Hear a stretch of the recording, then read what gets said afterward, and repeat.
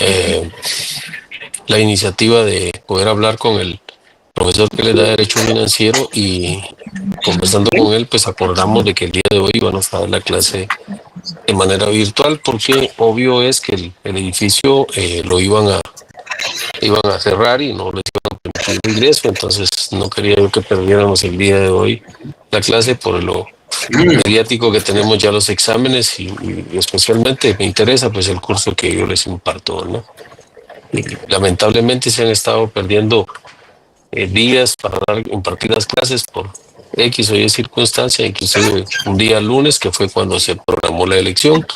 Pero sin embargo, les digo, pues en la medida que hemos podido, pues hemos ido avanzando. Tenemos ya para el día 21 de abril el segundo parcial.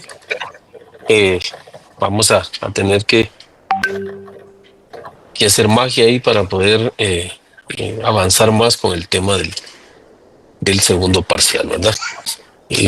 Los que tienen a la mano por ahí su programa, me gustaría que lo vieran, porque es bien importante que ustedes se tomen como referencia el programa, porque es la base para poder estudiar y pues prepararse de una mejor manera. Y como les he dicho, pues voy a tratar de que el examen sea hasta lo que es, lo último es el derecho marítimo, espacio aéreo y espacio extraatmosférico, o sea, espacio espacial.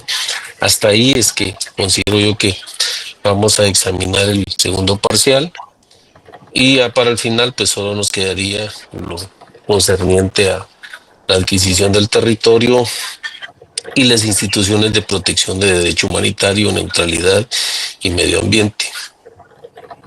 Tal vez para algunos miran que son solo dos puntos del programa, que es el 6 y el 7, pero el contenido que tiene para desarrollarlo es un poquito amplio, por la misma cuestión que se refiere a instituciones como es el asilo, el refugio, los desplazados, el derecho humanitario, la neutralidad y el medio ambiente, y la teoría general del derecho internacional público económico, ¿verdad? Entonces sí necesito que para este segundo parcial hagan el mayor esfuerzo ustedes, porque recuérdense que este es sobre 40 puntos, ¿verdad? Voy a revisar cuántos son los que se están conectando el día de hoy, porque tanto el laboratorio como el que les voy a dejar oportunamente, pues eso nos va a servir para que apoyarles para el examen, el segundo parcial. Y entonces pues lo va a hacer en la medida que ustedes respondan encendiendo sus cámaras, ¿verdad? Y estando acá en la que nos toca virtual, y dos, cuando sea presencial, ¿verdad?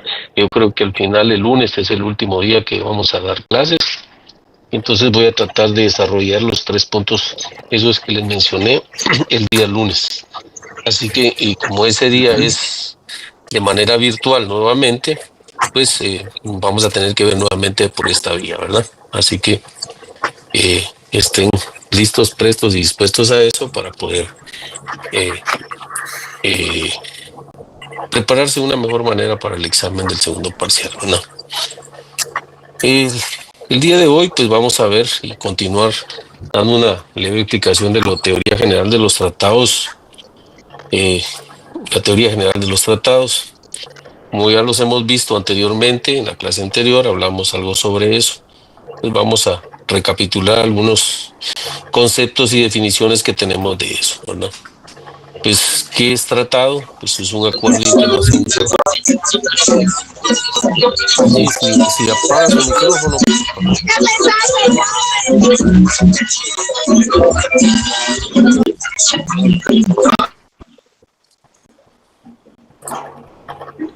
Angie, si tal vez apaga su micrófono, porque nos interrumpe aquí para impartir la clase.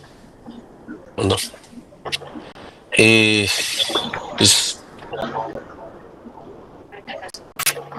estábamos argumentando el tema que es el tratado, y ya hemos dicho que el tratado es el acuerdo internacional celebrado por escrito entre estados y regido por el derecho internacional. Es decir, que para que haya un tratado deben de haber dos o más estados para que ésta tenga y surja y le pueda denominar tratado, ¿verdad? ¿Qué elementos esenciales contiene el Estado como el tratado como tal? Pues en primer lugar tenemos los sujetos del derecho internacional, ¿verdad? Como son los estados y las organizaciones internacionales. Y esto pues ya lo vimos en el desarrollo del punto anterior y ahí estuvimos hablando referente a esto, ¿verdad? El otro elemento esencial del tratado es el consentimiento mutuo. ¿A qué nos referimos con el consentimiento mutuo? Que ambos estados deben de convenir las bases sobre las cuales va a descansar ese tratado y que es que va a servir como marco para ellos para poder celebrar los acuerdos que ellos convinieron en ese tratado precisamente, ¿verdad? Yo recuerdo alguno dentro de esos está, por ejemplo, uno que Guatemala celebró con Cuba, referente al deporte. El deporte, me refiero pues al deporte olímpico.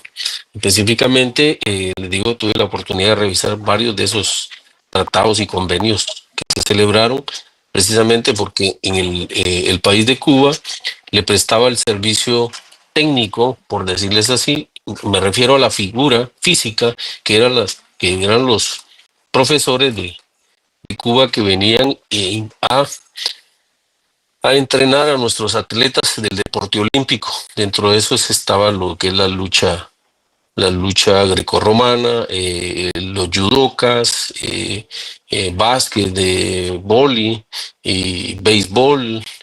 Habían varios deportes aquí en, que de los que funcionan aquí en Guatemala, por los cuales se hicieron esos famosos convenios con Cuba. Entonces Guatemala le pagaba una cantidad de $700 al gobierno de Cuba.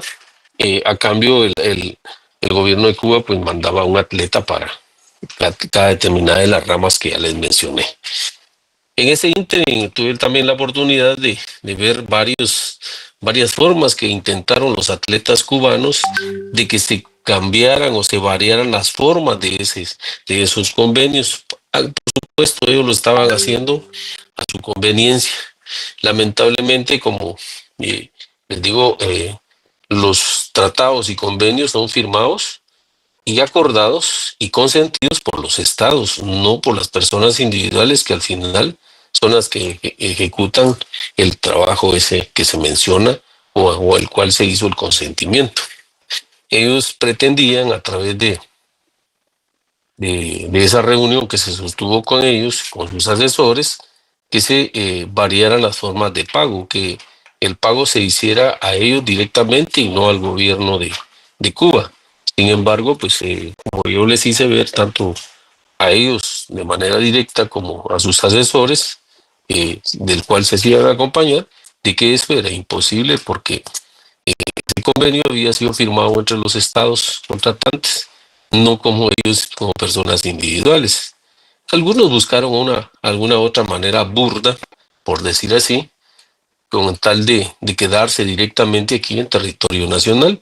Y algunos de esos se casaron con las atletas directamente para obtener una ciudadanía y como consecuencia, pues romper el vínculo de del patriarcado con Cuba. Y entonces como consecuencia al cubano ya se le tomaba como parte como persona individual que había obtenido su nacionalidad precisamente utilizando ese mecanismo que les digo que para mí es una burla prácticamente que se hace, pero no se puede evitar porque los mismos atletas, tanto mujeres como hombres, se prestaban a ese juego de casarse, pues que muchos de los nacionales que lo hacen allá en Estados Unidos y que al final se dieron cuenta que esa era la forma por la cual se obtenía la residencia y oportunamente la ciudadanía en los Estados Unidos. Aquí no, aquí es más sencillo. Simplemente con el hecho de casarse, pues automáticamente la persona pues adquiere ese derecho, ¿verdad? Entonces ya a través de esa forma, pues el gran tema era que estos atletas provocaron un problema de carácter eh, internacional, tanto el gobierno de Cuba como Guatemala. ¿Por qué?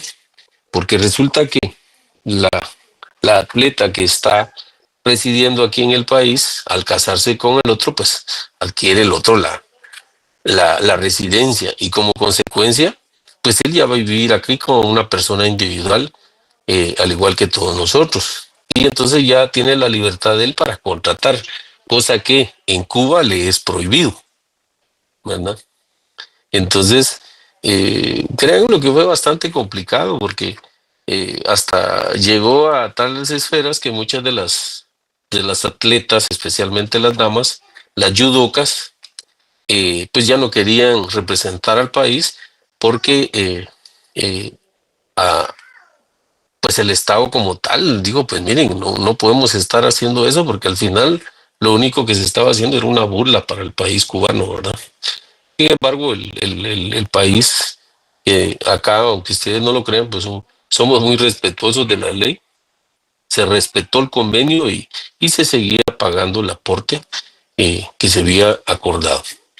Dos, resulta que esos convenios se necesitaba por lo menos con 3 meses de antelación al vencimiento del mismo para poder modificarlo, ampliarlo o recortarlo. Y entonces, situación que también eso impedía poder hacer la modificación que ellos pretendían. Me refiero pues a los profesores cubanos, ¿verdad? Y entonces cuestiones así son las que a veces se dan dentro del ámbito legal y que ustedes, pues como futuros abogados, van a tener que estar listos, prestos y dispuestos a ver ese tipo de cuestiones y encontrarles una solución para poder ver dentro del marco legal la solución de ese conflicto que al final afecta a dos países contratantes, ¿verdad? Se los pongo nada más a manera de referencia porque les digo yo, pues en lo personal, cuando estuve de asesor del Consejo Nacional del Deporte, pues tuve la oportunidad de ver ese tipo de convenios y tratados que se firmaron y que de una u otra manera pues los atletas, o perdón dicho, los profesores, en contubernio con los atletas nacionales, especialmente las damas, provocaron ese conflicto, ¿verdad? Y ellos decían que a su esposo les tenían que pagar porque si no ellas no entrenaban y si no ellas no representaban a Guatemala. Entonces hicieron un montón de alaracas y al final pues se decidió que pues entonces se le iba a contratar, porque aparte de eso, ella no quería que le contrataran uno distinto que no fuera el que ella eligiera, ¿verdad? Son cuestiones que a veces vienen a romper esas buenas relaciones entre los países provocados, ¿por qué?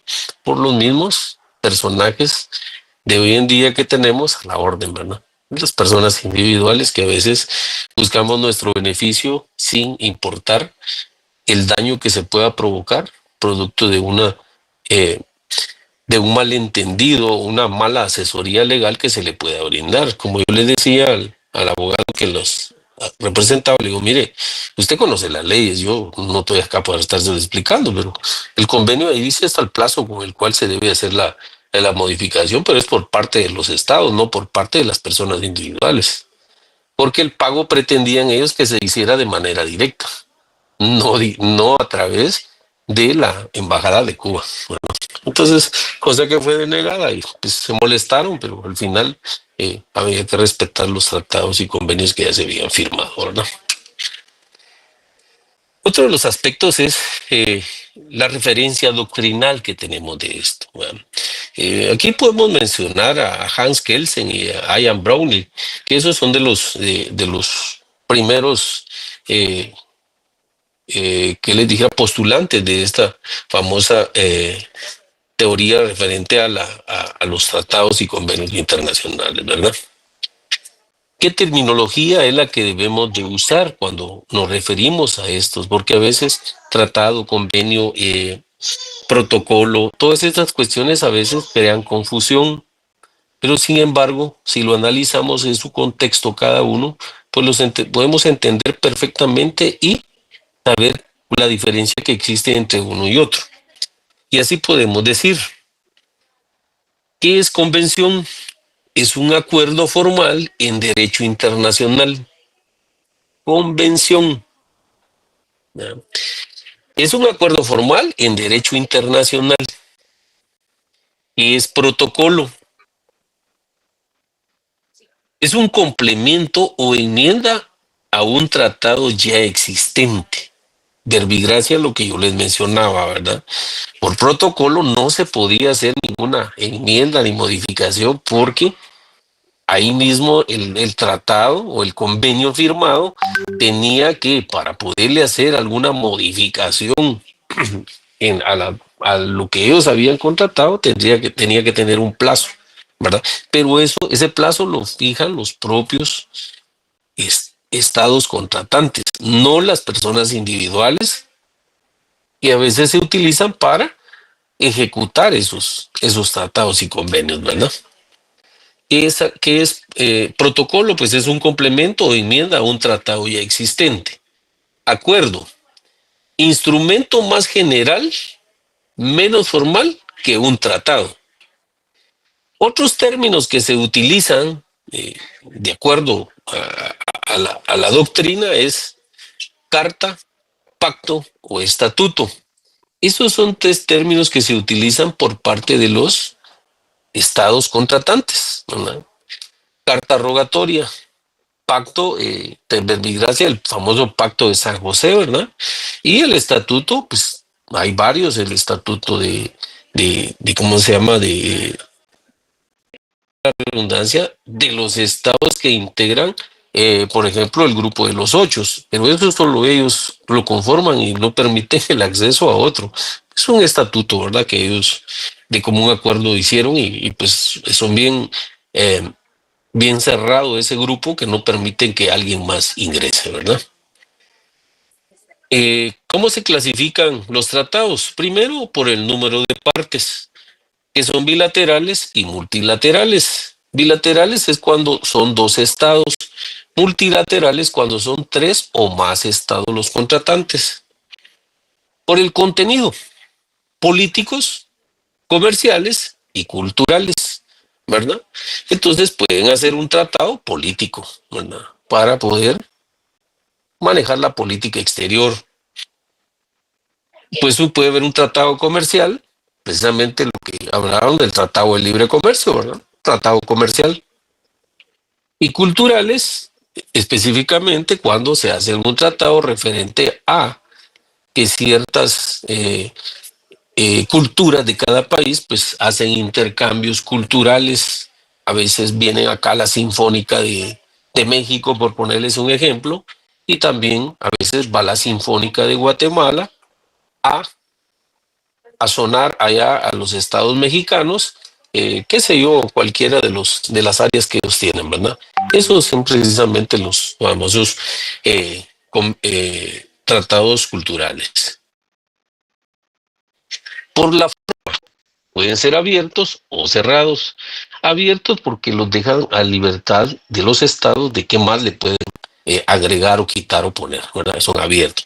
Y cerrados es cuando no se permite ningún cambio ni modificación sin un acuerdo previo de los contratantes. Verbigracia, el caso que yo les mencionaba del tratado con Cuba, ¿verdad? Por la duración, de duración limitada, es decir, solo se le pone un plazo para que al terminar el plazo, pues inmediatamente se rompe cualquier relación de tipo legal, comercial, cultural, de los político, de lo que ustedes quieran llamar. Verbigracia, el tratado de que Estados Unidos con Panamá, donde Estados Unidos firmó que al cumplir los 100 años iba a devolver el canal de Panamá al país donde está anclado el famoso canal de Panamá. Pues, creo que muchos nunca pensaron que se iba a llegar a esa fecha o que iban a hacer una prórroga en ese inter. Nunca se dio y como consecuencia tuvo que entregarlo y que ahora, según las últimas declaraciones que han dado, pues quieren volver a caer encima del canal de Panamá, porque ahora no sé si alguno de ustedes ya tuvo la oportunidad de ir. Ahora ya hay los embarcaderos prácticamente porque le hicieron otra ala para que haya más flujo en cuanto al tráfico de los barcos, ¿verdad? Que realmente es una cuestión muy espectacular. Si alguno más adelante tiene la oportunidad de ir a ver esa obra, es que es monstruosa y dice uno, y si fueron capaces de hacer esto, ¿qué más no pueden hacer? Es increíble cómo hicieron, cómo unir los dos mares, el Atlántico y el Pacífico. Pues del Atlántico no es tan fuerte porque es densa el agua, pero el agua del Pacífico es bastante fuerte por el olaje que tiene. Y sin embargo, pues ellos lograron a través del trabajo que hicieron, que es un trabajo de muchos ingenieros, arquitectos, personas, trabajadores que de una u otra manera, no recuerdo ahorita precisamente cuántos fueron los trabajadores que trabajaron en la construcción de ese canal y que también hubo muchas personas que fallecieron por muchas enfermedades, ¿verdad? Porque en ese entonces no se tenía el desarrollo urbanístico que se tiene hoy en día, ¿verdad? Ese es el tema con relación a la duración.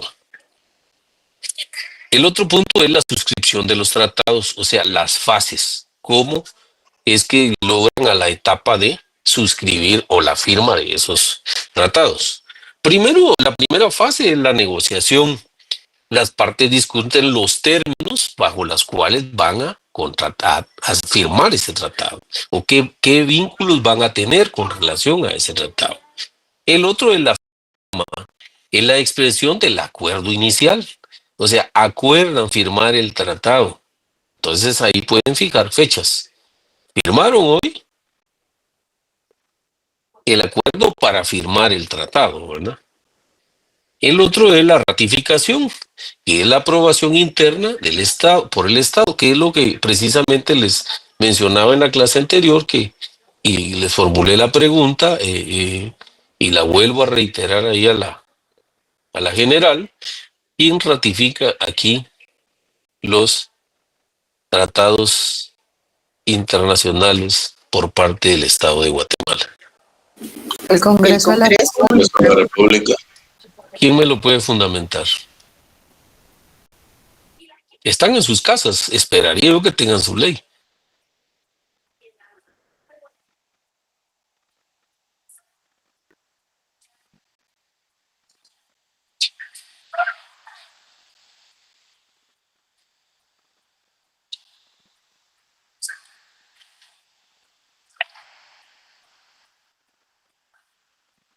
¿Quién va a ser el valiente? O los menciono y va de... Noches, Lick, buenas noches. Buenas noches, es que... Yo tengo el artículo 46. Así es, licenciado.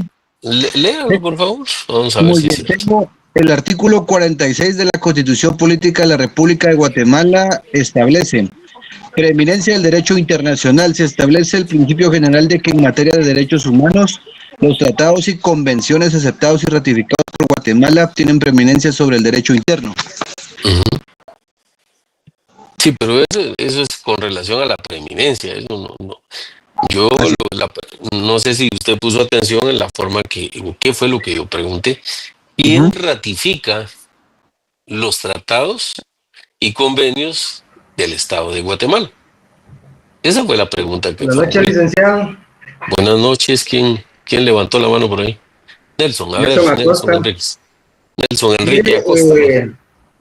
Ese fundamento está en el artículo 171 de la Constitución de la República de Guatemala. Léalo, Está en las atribuciones que tiene el Congreso.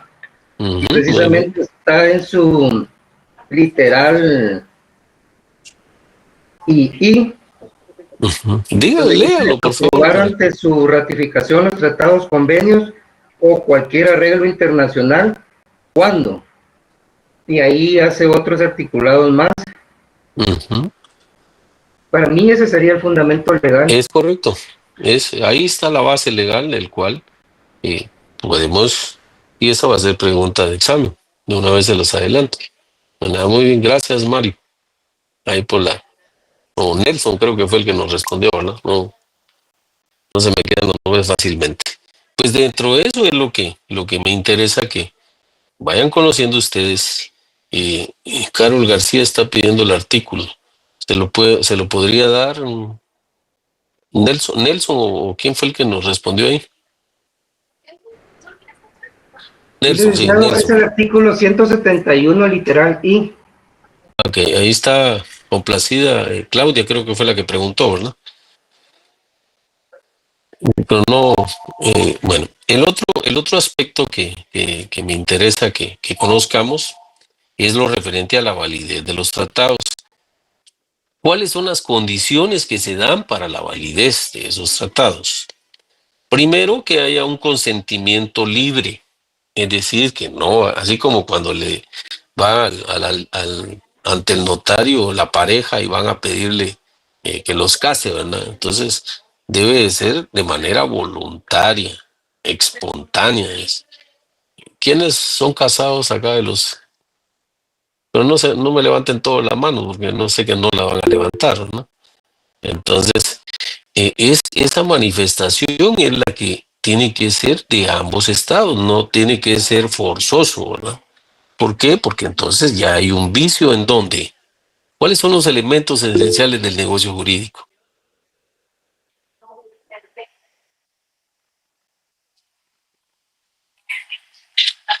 ¿Quién tiene a la mano el Código Civil en el artículo 1251? Elementos esenciales del negocio jurídico. Saquen su código, sí, para eso creo que están estudiando, ¿no? Deben de tener, y cuando se les hace el examen, los Ya lo exámenes tengo dicen, listo. Buena, léalo, Félix. lea el 1251. Artículo 1251. El negocio jurídico requiere para su validez capacidad Ajá. legal del sujeto que declara su voluntad, consentimiento que no adolezca de Ahí está, vicio y objeto ahí lícito. está. Ahí está la base legal del consentimiento que debe de haber. Y que no, o sea, no va a venir a consensuar dos estados. Mire, ahí me manda una mitonelada de cocaína o de marihuana a Guatemala, ¿va? Porque eso es ilícito, eso no, eso es prohibido. O sea, por supuesto que no creo yo que ningún presidente de Guatemala vaya a firmar un tratado, un convenio, y menos que se lo vaya a ratificar el Congreso de la República, ¿verdad? ¿Por qué? Porque primero es contrario a la ley, ¿verdad? Es una cuestión de carácter ilícita, ¿verdad? Aquí solo tenemos que ver el aspecto positivo de la ley, ¿verdad? Que hay un consentimiento y que no hay un vicio oculto, ¿verdad? Ven lo importante de haber estudiado los 4 derechos civiles que llevaron. El por qué es que tienen que estudiar, porque miren, aquí nos está sirviendo. Nos está sirviendo de ejemplo el por qué hablamos del consentimiento para la firma de un tratado o convenio, ¿verdad? El otro aspecto es que no exista violación de normas del jus cogens. ¿A qué se refiere esto? Que son normas imperativas del derecho internacional y no se vaya a violentar una ley para poder surgir a la vida jurídica un tratado con un vicio, ¿verdad? Que sea contrario al orden público, que sea contrario a todos los estados, ¿verdad? O sea, que los dos van a negociar, en el caso de Colombia, que son los que les encanta estar trayendo y llevando, dijo, pues, ningún estado se va a atrever a contratar sobre esa base que a manera de guisa les ponía de lo del negocio de la cocaína, pues, o de la marihuana, qué sé yo, o Bolivia, que es uno de los principales productores de la hoja de coca, ¿verdad? Entonces, todas esas cuestiones son las que ustedes como futuros abogados deben de ver que cuando se celebre un negocio jurídico, cumpla con estos 3 elementos esenciales, que no se les olvide. Es artículo 1251 del Código Civil. Y miren por qué lo menciono, porque aquí nos menciona 2 aspectos importantes, el consentimiento libre y que no sea contrario a las normas internacionales, ¿verdad? Otro ejemplo es que, y ya lo hemos mencionado, ¿verdad? Aquí debe, según el artículo 79 del Código Civil, el matrimonio, que es el que nos menciona que es el matrimonio, ¿verdad? Que es un hombre y una mujer los que se deben de casar para que realmente tenga validez ese matrimonio, pero no dice que dos mujeres se puedan casar. Ese tratado sería contrario al orden interno del país. Y que no me vayan a decir que prevalece por el artículo 46, que es un derecho humano que tiene que casarse. Sí, pero entre un hombre y una mujer, ese es un derecho humano, obvio, pero no dos mujeres, ni tampoco dos hombres, ¿verdad? No sé si me doy a entender de lo que les estoy hablando, ¿verdad? Porque hoy en día cualquiera, como les digo yo, ya se salieron del cuartel o del ropero, ¿verdad? O del closet, como dicen algunos, pero es por lo mismo, ¿verdad? Que piensan que como allá en Holanda, en qué sé yo, en otros países que son desarrollados, allá se permite, pues acá nuestra legislación no lo permite. Primero porque nuestra constitución lo prohíbe. Y la norma ordinaria, que es el Código Civil, también. Entonces no podemos romper o ir en contra del ordenamiento jurídico, ¿verdad? Porque si no, entonces estamos haciendo un acto ilícito. Y ustedes como notarios no vayan a cometer ese error de celebrar un matrimonio de esa naturaleza, porque hay responsabilidades penales y civiles para ustedes, ¿verdad? Así que ni cuando estén haciendo sus pruebas de aprendizaje de notarios, vayan a cometer ese tipo de actos ilícitos, ¿verdad? Otro de los aspectos que tenemos que ver es el fraude o engaño en las negociaciones. Estos elementos o estas causas que yo les menciono son de vital importancia, que no haya un fraude o engaño. ¿De qué estamos hablando cuando hablamos un fraude o engaño?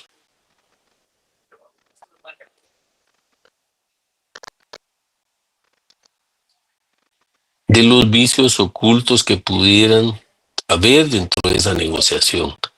A eso es lo que se requiere el legislador cuando dice de esa forma, ¿verdad? Que no haya un fraude o un vicio oculto. O sea, que sea lícito, que no haya ningún vicio oculto. ¿Qué pasa si hay un vicio oculto?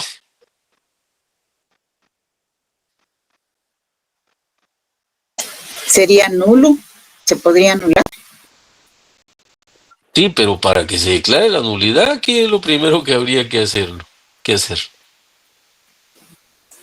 Araceli, a ver qué creo que quería preguntar algo. ¿O no? Yo fui la que le dije lo de la nulidad, licenciado. Sí, pero para que haya nulidad, ¿quién es el que la tiene que denunciar? En este caso sería el país afectado por Así los es, vicios. pero para eso primero tenemos que agotar la vía conciliatoria.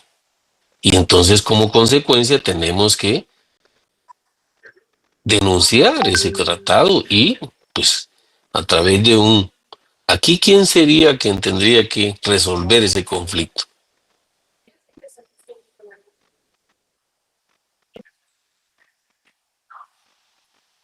Si existe un fraude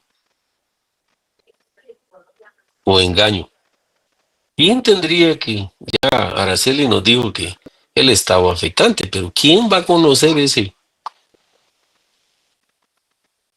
conflicto? ¿Sería el ministro de Relaciones Exteriores, licenciado? Sí, pero ¿quién va a conocer? ¿Quién va a resolver ese conflicto? A eso me refiero yo. La Corte de Constitucionalidad. La Corte Internacional. Primero habría que denunciarlo ante la Corte Interamericana, haciendo ver que hay un fraude y que afecta al orden interno del país, ¿verdad? Y como consecuencia ellos son los encargados y van a... ¿De qué sirve que aquí el juez lo declare nulo si de todos modos está vigente? Pues, pero lo que nos interesa es dejarlo sin efecto a nivel internacional. Obvio es que acá pues hay que declarar la nulidad de ese convenio, ¿verdad? O tratado. ¿Por qué? Porque existe, o sea, si con la sentencia pues se hace efectivo y se puede condenar al pago de los daños y perjuicios que pudiera haber ocasionado al Estado que infractor, ¿verdad? Pues tenemos otro aspecto que Araceli Caballos mencionaba, que es la nulidad de los tratados. Existen dos clases de nulidades, la nulidad absoluta y la nulidad relativa. La nulidad absoluta es la violación de normas imperativas, el famoso jus cogens, ¿verdad? Ejemplo de eso son los tratados que permiten actos de genocidio. Ojo, este es un bien importante que lo anoten si quieren. La nulidad absoluta surge precisamente cuando existe violación de normas imperativas, ¿verdad? Actos de genocidio son prohibidos. Verbigracia lo que pasó acá en nuestro país con el gobierno ¿de quién? De Ríos Montt. Araceli. Efraín Ríos Montt. Así es.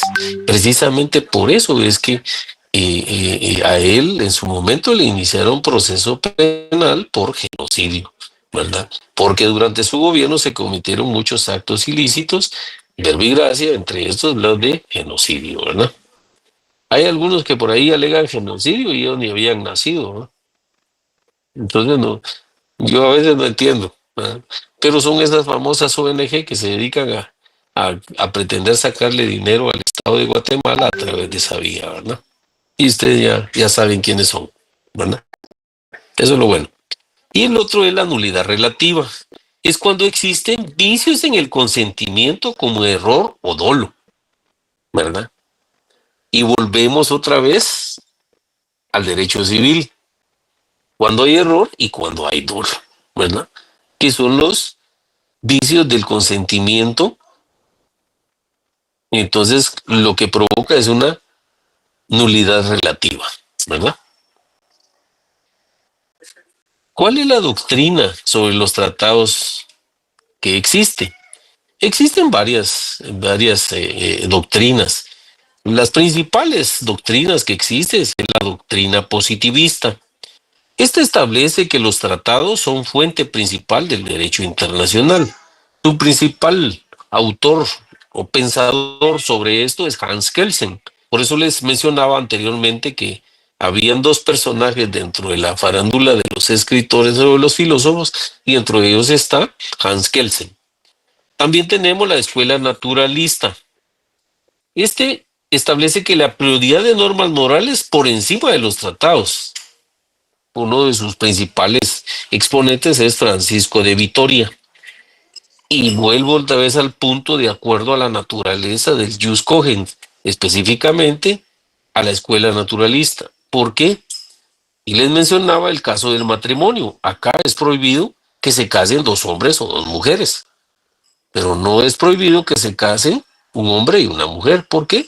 Porque es un derecho positivo que tenemos nosotros dentro de nuestra legislación, ¿verdad? Y la otra doctrina es la teoría que sustenta la teoría dualista y monista.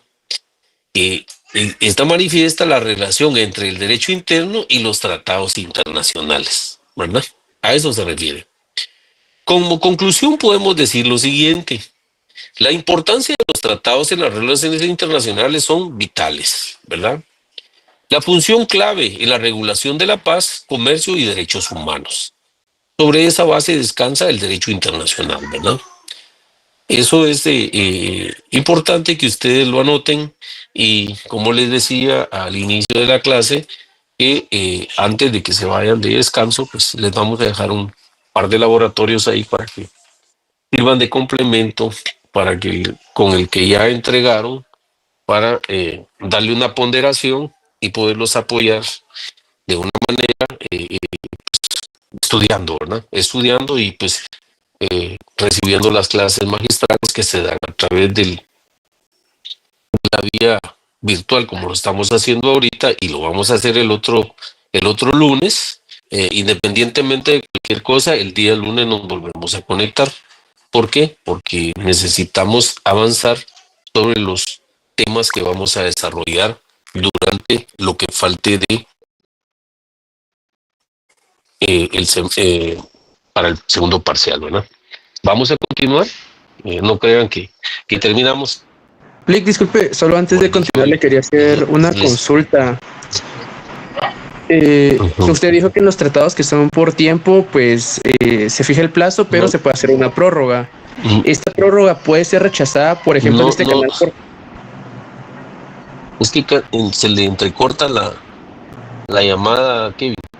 No sé, algún problema tiene ahí su micrófono, o no sé. Es que tengo mal internet, por eso apagué la cámara, licenciado, porque no lo escuchaba bien con la cámara encendida. Entonces no me voy a apagar el micrófono, porque entonces ya no podemos seguir hablando. Bueno, es que se le entrecorta, no sé si... Si no, se la hago el lunes cuando tenga mejor señal, licenciado. Muchas gracias. Sí, para poder entenderlo, porque se entrecorta, entonces no le puedo captar bien qué es lo que necesita saber. Si se refiere al plazo de la prórroga, que fue lo último que le entendí, pues eso, obvio, las partes cuando contratan o firman el convenio, ahí lo establecen. Y se puede modificar, anular, y el tiempo que tienen para hacerle cualquier cambio, ¿verdad? Pero esas son las partes las que lo convienen, valga la redundancia, cuando firman el tratado, ¿verdad? Precisamente es un tipo de negociación y por eso es que debe ser consensuado, ¿verdad? El tema que les pongo de ejemplo es el Tratado de Libre Comercio, ¿verdad? Estados Unidos firma Tratado de Libre Comercio, pero con los que él quiere, ¿verdad?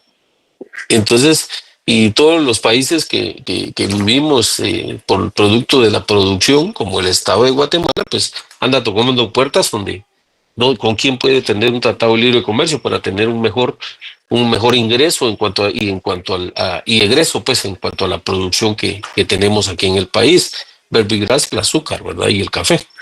Entonces, ¿por qué? Porque los mercados se basan en base al valor que tienen en Wall Street, que son los que encargados de ver la bolsa en cuanto al tema de cuya sede está en Nueva York, no sé por qué, pero ahí están.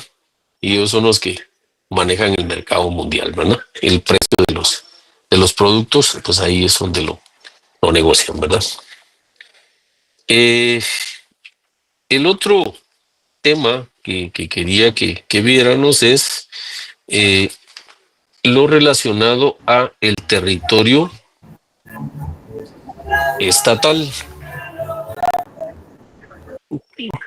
Tal vez el que se le abre el micrófono, creo que o está ahí en la declaratoria de huelga, tal vez hace favor y lo apaga, o hoy está con su par de alipuses por ahí que nos interrumpe acá el desarrollo de la clase, ¿verdad?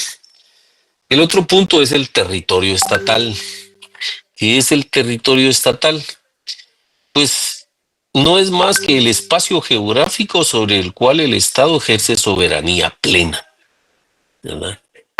Y el ejemplo que tenemos para que nos entendamos de una mejor manera es el tema de Belice. Guatemala solo tiene 22 departamentos, no 23 como se nos vendió o se nos enseñó o está en muchos libros de texto que se utilizaron en la educación primaria, básica y diversificada. Y todavía algunos se atreven a decir que Belice es nuestro, ¿verdad? Lo cual, como les dije, eso es una utopía. Ya no es nuestro, tiene su propio estado, propio territorio y como consecuencia tiene su propio espacio aéreo, geográfico y marítimo.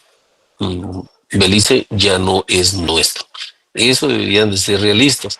Que todavía no han resuelto la Corte Interamericana, ok, pero ¿cuál creen que va a ser el fallo? Sin temor a equivocarme. Y ya no es nuestro. Entonces el problema es que todavía venden eso y la gente todavía se lo cree, ¿verdad? Entonces, lamentablemente hay personas que están detrás de los micrófonos que a veces malinforman a la sociedad y eso provoca un caos.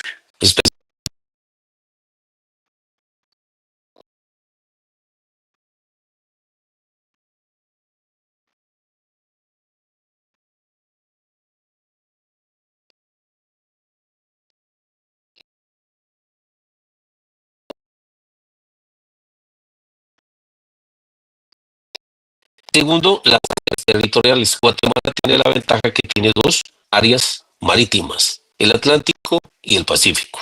¿Verdad? El espacio aéreo es el espacio que abarca nuestro territorio nacional cuando ustedes lo miran con lupa hacia abajo, ¿verdad? Cuando van en el avión, pues ahí se mira específicamente el área geográfica que el cual pertenece a nuestro país, ¿verdad? Y el otro es el subsuelo. ¿Y cuál es el subsuelo? Es el que está abajo de la tierra. Ese es el subsuelo, hacia abajo. Donde estamos parados es la tierra. Lo que está abajo es el subsuelo. Cuando se hace una excavación, ese ya es subsuelo, ¿verdad? ¿Cuál es la función que tiene? Pues este es un elemento constitutivo del Estado, pero al territorio estatal, ¿verdad? Junto con la población y el gobierno. Por eso mencionábamos cuáles eran algunos de los elementos, ¿verdad? Está la población y el gobierno. ¿Qué son los límites y las fronteras? ¿Por qué mencionamos los límites y fronteras? Porque dentro del espacio geográfico territorial que tiene Guatemala, pues tiene fronteras por varios espacios o departamentos de el país. En el caso de, tenemos frontera con El Salvador por el lado aquí de Jutiapa, ¿verdad? También tenemos frontera por el lado de Honduras, por el lado de Izabal, ¿verdad? Aquí por la frontera de Corinthians, que le llaman. Por el lado de Belice también tenemos por la parte del Petén y por el área de Puerto Barrios, Izabal. Por el lado del norte tenemos pues a nuestro vecino país que es un monstruo, México, ¿verdad? Que tiene un espacio territorial bastante extenso. Es uno de los estados, es más grande que el territorio americano. No obstante que Estados Unidos se apropió y le quitó el territorio de San Diego, California y de Los Ángeles. Por eso ahí los que conocen un poquito de geografía pues saben que hay un estado que es de Baja California, que es la parte baja, que es la que está contigua a la parte del mar, porque tiene comunicación hacia el mar. Entonces esa es Baja California y ese es territorio 100% mexicano y pues, sin embargo, pues algunos consideran que es territorio americano, por decir Estados Unidos, porque tiene, pues es un área muy bonita, la verdad es, digo yo, me gustaría conocerlo porque realmente es preciosa esas aguas por el lado de Baja California, ¿verdad? Y por lo mismo la mayoría piensa que es territorio de los Estados Unidos, lo cual no es cierto, ¿verdad? Y sin embargo, pues Guatemala sí se vio afectada por parte del Estado mexicano, que como a México le quitaron por la parte del norte de ellos, pues también nos quitaron por el lado del norte de Guatemala. Y en este caso, pues nos quitaron por el lado de Occidente y que ahora ya se están metiendo por el área de Petén, ¿no? Nos quitaron todo lo concerniente al estado de Chiapas, Tabasco, Soconusco y Quintana Roo, ¿verdad? Eran territorios en el tiempo de la colonia, eran territorio guatemalteco y sin embargo ¿por qué se perdió? No me pregunten, pero el asunto es que Guatemala perdió esa área geográfica territorial que le pertenecía por derecho, ¿verdad? ¿Qué es el límite? Pues es una línea imaginaria que separa los territorios de dos o más estados. ¿Cuál es la línea divisoria acá para con nuestro vecino país de México?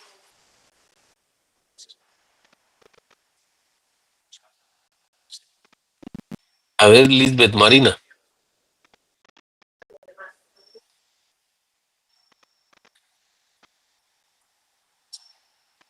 ¿no lo recuerda?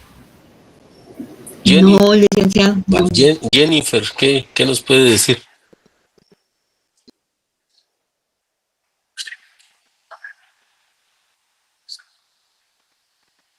Perdón, licenciado, Jennifer Solís, ¿verdad? Sí, correcto. No dice Solís, pero yo sé que es usted. Perdón, no le capté. ¿Qué fue lo que nos dijo? ¿Me podría repetir la pregunta, por favor? ¿Y cuál es la línea divisoria entre Guatemala y México? Aquí por el lado de Occidente. Está, si no estoy mal, está entre la frontera de... Ay, no se me viene el nombre, pero es donde todo el mundo va a comprar. Es el río Suchate. Y el Usumacinta. Es el río Suchate. Es el río Suchate. Y en la parte de ahí. En la parte del norte es el río Usumacinta, ¿verdad? Esas son las líneas divisorias que utiliza o que tenemos nosotros, al igual por el lado del Salvador. ¿Cuál es la línea divisoria que marca ahí?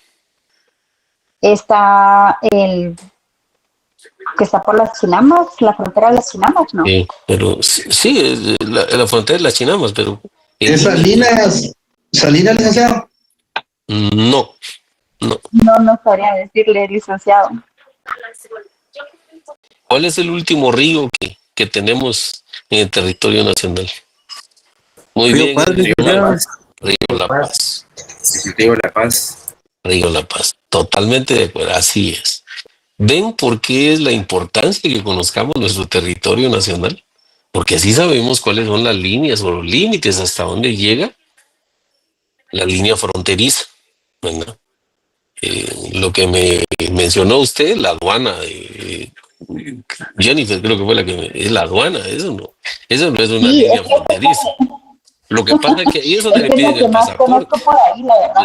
Es ella que ha ido mucho ahí, es ella que ha ido por esos lados, pero ahí lo que le van a pedir es el pasaporte para que usted pueda trasladarse al territorio salvadoreño, pero recuerda que después de que usted pasa la aduana hay una gran extensión, pero sin embargo está el río, es el río La Paz. Bueno, en geografía le enseñaban a uno en estudios sociales que el primer río era el Suchate y el último era el La Paz. Bueno, y pues por el lado este era Usumacinta. Ahora por el lado de Honduras, ¿cuál sería la línea o el límite de?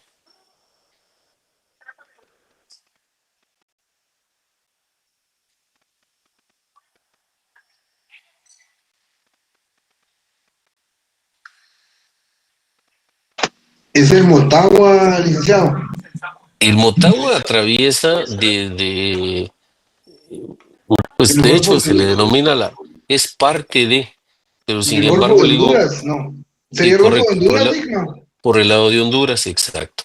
Sí, lo que pasa es que llega hasta territorio hondureño, que es el río Motagua, que atraviesa todo el territorio nacional y pues agarra todo el territorio también de parte del territorio hondureño y pues de eso hay inclusive un equipo de fútbol que se llama Motagua de Honduras, ¿no? Entonces es ahí el porqué la denominación, porque cabal están en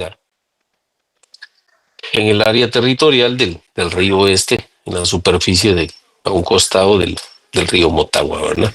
Y es el problema que tenemos hoy en día con el tema de los desechos que se sacan a diario por parte de la población guatemalteca y que lo usaron de vertedero el río Motagua, ¿verdad? Entonces, esos son los... Y con el territorio de Belice, ¿cuál sería otro de los límites? Obvio, el que está a la par es el territorio de Petén, ¿verdad? El departamento de Petén, pero existen algunos ríos ahí y parte del lago de Izabal, que es el que sirve de línea divisoria para fijar los límites entre los dos estados, ¿verdad? Entonces, si hay de aquel que se atraviese esa línea, lo primero que hacen es dispararle, ¿verdad? Primero porque algunos no manejamos el inglés, y entonces cuando ellos están, los personajes de ellos hablan 100% el inglés, entonces ellos hablan solo en inglés y alguien les habla en español, pues no, lo ignoran, y entonces juegan al que no les entendí que me estaban diciendo, ¿no? Los callos, pero esos son callos de Belice, que menciona ahí, compañero. Precisamente por eso es de la denominación, los callos de Belice. Y a veces nosotros nos gusta ir a echar el colazo, es otra cosa, pero sin embargo, para poder llegar ahí necesitamos tener pasaporte para que nos puedan autorizar el ingreso y egreso, ¿verdad? De lo contrario, no nos permiten ingresar. ¿Qué es la frontera? Es la zona geográfica cercana a los límites. Es lo que le mencionaba Jennifer, que es la frontera, lo que usted me estaba mencionando, que ahí va a cada rato cuando va aquí a Decameron, ¿verdad? Supongo yo. O a Salinitas, como dijo ahí otro compañero, ¿verdad? Pues la frontera, pues es la zona geográfica cercana a los límites donde se produce interacción entre los estados. Pues es lo que sucede con territorio mexicano, pues, valga la redundancia, Tapachula, ¿verdad? La gente que está cerca, en las cercanías de esa frontera, pues lleva producto, trae producto. ¿Cómo le hacen? No me pregunten, pero sí son bien astutos para transportar producto mexicano hacia acá y a la inversa. Lo que me llamó a mí una vez la atención, y yo me quedé sorprendido, que estaban trayendo de territorio mexicano cerveza Gallo hacia territorio nacional. No me pregunten por qué, pero el asunto es que a través de esas balsas flotantes que ponen ellos, estaban trayendo una cantidad que ustedes ni se imaginan de cerveza Gallo de México para Guatemala. Para mí me dio risa porque al final digo, ¿y qué saben los mexicanos de la cerveza Gallo? Y eso es su micro cerveza que dan de la Tecate y las otra variedad que tienen ellos, pero no se compara con no sé al final, pero les digo, era cerveza Gallo lo que estaban trayendo a territorio guatemalteco. ¿Con qué objeto? No me pregunten, pero la estaban traficando, por decirlo así, ¿verdad? Porque impuestos sí no estaban pagando, eso sí se los aseguro, por la forma del traslado. ¿Qué tipos de fronteras tenemos nosotros? Naturales y artificiales. Las naturales es la propia naturaleza las ha creado, entonces por eso es que se hacen ese tipo de fronteras. Y las artificiales son las que están definidas por acuerdos políticos o tratados. Perdón. Verbigracia, las que las acabo de mencionar, ¿verdad? La frontera de Tecumán, el Carmen, por el lado territorio mexicano, por el lado de El Salvador, pues está la que menciona la compañera de las Chinamas, está, no se me viene a la mente otra. Por el lado de Honduras, pues está la de Corinthians y no sé cualquier otra que pudiera haber. El Florido. El Florido, esa es la otra. Pues esas, ahora por el lado de Belice, pues nada más el que recuerdo yo que es el que está por el lado de Puerto Barrios, ¿verdad? Por Livingston, ¿verdad? Por ese la línea de que la frontera más es la única forma de llegar de barco, ¿verdad? Por ese lado, por el lado de Petén, Melchor de Mengos, como dice el amigo Luis Antonio, ¿no? Gracias ahí por su aporte, Luis. ¿Cómo se clasifican los límites y las fronteras? Primero por su origen, límites naturales. Eso precisamente se refiere a los elementos físicos que separan los territorios, ¿verdad? Que les digo, la propia naturaleza los crea. Y hay límites artificiales por acuerdos o trazados por el hombre, es decir, la voluntad de los dos estados como tal, representados por sus presidentes, por sus ministros de Relaciones Exteriores, es que celebran estos límites artificiales. El otro es por su funcionalidad en límites internacionales, que es lo que separan a los estados, y límites administrativos, delimitan regiones o provincias dentro de un estado. derivarse a lo que sucede con las fronteras que tenemos en las partes del circunvecinas al territorio nacional, ¿verdad? Que hay varias, ¿verdad? Se me vienen a la mente las que les acabo de mencionar, ¿verdad? ¿Qué importancia tiene el territorio en el Estado? Pues primero la soberanía, pues que todo Estado debe tener, y este es el territorio, es el espacio donde el Estado ejerce su autoridad sin interferencias de ninguna naturaleza, ¿verdad? Los recursos naturales, que es la fuente clave para la economía del Estado. Seguridad y defensa, es la protección del territorio frente a amenazas externas. Aquí, ¿quién ejerce la seguridad y defensa del territorio nacional?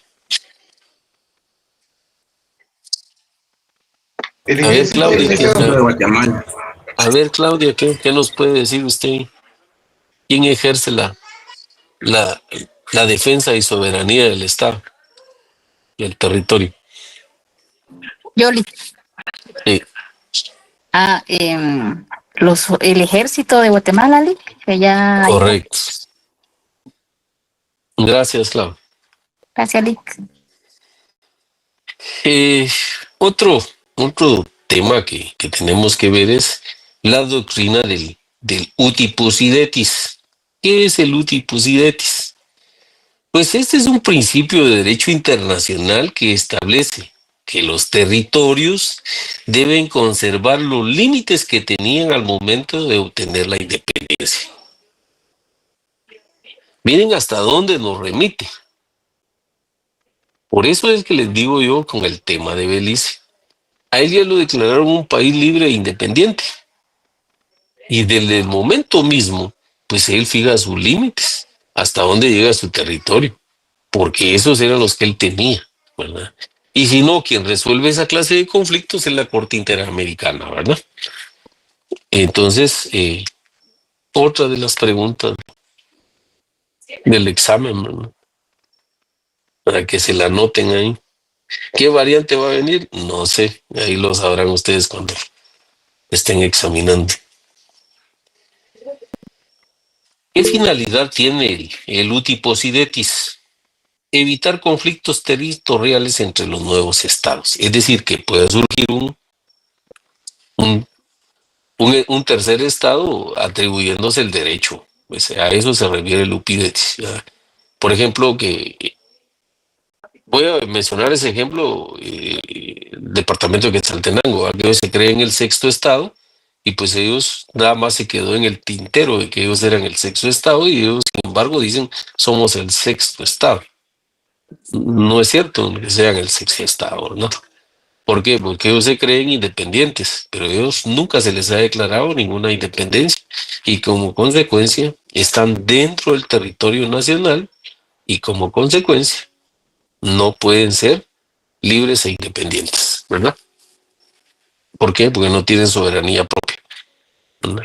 ¿Por qué? Porque hay un presidente que no nos guste, es otra cosa, pero el presidente de la República, y como por consecuencia el estado de Xela, como se le denomina Quetzaltenango, pues forma parte de los 22 estados del país, ¿verdad? Fíjense que también que como ya vimos, el uti possidetis, pues ya vimos cuál es la finalidad y su aplicación, o sea, cómo se debe de aplicar. Este es utilizado principalmente en América Latina durante los procesos de independencia. Por eso es que hacen como referencia que deben de respetar el área o el límite fronterizo o territorial desde el momento mismo de la independencia. Sin embargo, ustedes pueden ver hoy en día en la esfera mundial y global, pues es un problema que se está dando entre Ucrania y Rusia, ¿verdad? No sé si ustedes saben, pero Ucrania formaba parte de la Unión Soviética, ¿verdad? Muy conocida como Rusia. Y así hay varios estados que se independizaron, y miren las consecuencias que están habiendo hoy en día, producto de que Rusia no quiere dar su brazo a torcer, pero tampoco le aplican el uti possidetis, Aquí ya son independientes a nivel mundial, ya son reconocidos como países independientes y por eso es que la OEA está detrás de todo este conflicto que está entre esos dos países, ¿verdad? Porque en parte yo le doy la razón a Rusia, en parte, porque realmente era el territorio de ellos. No sé si recordarán ustedes parte de la historia, pero las famosas siglas URSS, lo que significaba Unión de Repúblicas Socialistas Soviéticas. Sin embargo, hoy en día se conoce como Rusia. ¿Por qué? Porque precisamente posterior a la Segunda Guerra Mundial surgió este tipo de países que quisieron independizarse y entre ellos está Ucrania. Finalmente lograron su independencia como cualquier otro país, así como lo realizó Checoslovaquia. Ahora, pues ya no es Checoslovaquia como tal, sino Eslovaquia, ¿ya? República Checa, y así. Hay países que han surgido producto de la posguerra y pues aprovechan el momento y logran obtener de esa manera su independencia, ¿verdad? ¿Qué importancia tiene el territorio en la soberanía estatal? ¿Cuál es la importancia? La importancia que tiene es que eso es la parte, el área geográfica en la cual el Estado ejerce su soberanía, ¿verdad? ¿De dónde surge la doctrina de Luti Posidetis? Pues esto surge en América Latina en el siglo XIX. Este se estableció como un principio legal en los acuerdos de independencia de los antiguos territorios coloniales. ¿Qué relevancia tiene este Uti Posidetis? Y ha sido fundamental para definir las fronteras de los estados surgidos de antiguas colonias, ¿verdad? Ese es hay áreas geográficas que están por el lado del litoral del Atlántico y yo me quedo sorprendido. Tantas islas que hay que ahora ya están pues, de manera independiente, ¿verdad? Entonces uno se queda sorprendido porque a veces ni aparecen en el mapa, pero ahí están, ¿verdad? Entonces hay que respetarlos basados en la doctrina del Uti Posidetis, ¿ya? Lo último que se refiere, pues, la última posesión que se tenía cuando se declaró su independencia, ¿verdad? ¿Qué ejemplos tenemos del Upusidetis en la historia? Pues en América Latina tenemos el Tratado de Tordesillas de 1494. Es el punto de partida para el establecimiento de fronteras coloniales. Como consecuencia de esto, la aplicación posterior durante la Guerra de la Independencia. Por eso es que esta doctrina del Uti Posidetis es base y fundamental para todos los países que conforman la esfera territorial en cada uno de los países. ¿Por qué? Porque en la medida que se vayan obteniendo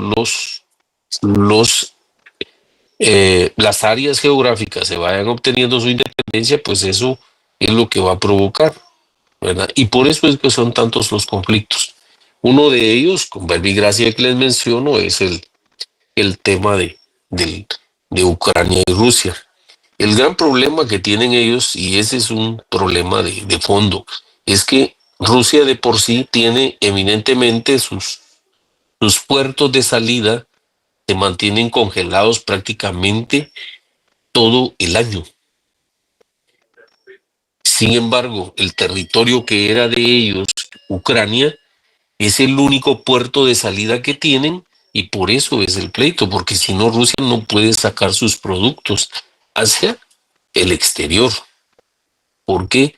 Porque las nevadas son muy fuertes y los grados de temperatura son bajo cero. Y entonces no les sirven sus puertos de embarque de sus productos. Entonces, como consecuencia, no puede tener un buen comercio, ¿verdad? Y pues no pueden vender la riqueza del comercio que tienen hacia el exterior. Entonces, eso es uno de los tantos problemas del por cual surgió ese conflicto, pero como les digo y repito, es producto de la Segunda Guerra Mundial, y por eso menciona que es el siglo XIX, que empezaron muchos de los países, como digo, la vieron fácil y dijeron, pues, independicemos, porque vamos a seguir perteneciendo a ellos, que es lo que sucedió con Belice. No le interesaba, si al final ninguno de ellos, el idioma de ellos es el inglés, no es el español. Entonces, lo que menos quieren saber es de nosotros, ¿verdad? Sin embargo, nos siguen diciendo que Belice es nuestro, ¿verdad? Lo cual es un error. Otro de los ejemplos del uti possidetis en la historia es África. Es un principio similar utilizado para definir las fronteras tras la descolonización del siglo XX. Miren, del 2019 nos venimos al siglo XX, ¿pero por qué? Porque en el territorio, ¿cómo se llama? En la esfera mundial, África es uno de los que ha tenido mayores problemas con relación a ese tema, ¿verdad? El opus possidetis. ¿Por qué? Porque muchos vieron la oportunidad de independizarse y pues eso es lo que han estado haciendo en aras de sacar a su población adelante, ¿verdad? Nos vamos a quedar el día de hoy ahí. Creo que fue bastante provechoso el día de hoy, ¿verdad? Los que no se conectaron, pues ellos perdieron. Como les digo, este laboratorio va a ser únicamente para los que se conecten y que tengan encendidas sus cámaras. De lo contrario, no les voy a dar el laboratorio y aunque me lo manden, se los voy a anular. No va a tener ninguna ponderación, ¿verdad? Así que tengan buena noche, un feliz descanso. Feliz noche, Lick. Feliz noche, Lick.